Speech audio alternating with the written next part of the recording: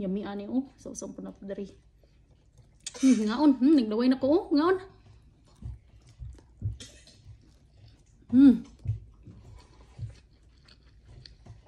Kaya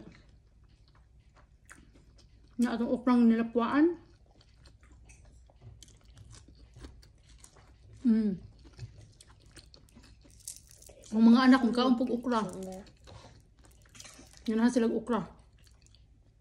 Watay sayangon na buwad guys, pati ulo kaunon. Ay, triple ang presyo. Mahala ka adyo.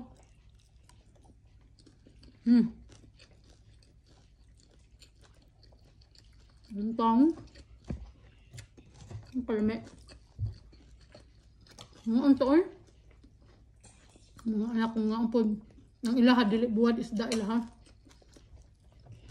Do we eat this hard part too? No, leave that head of the okra na. Don't eat that. Okay. It's a hard part. Nga si okra.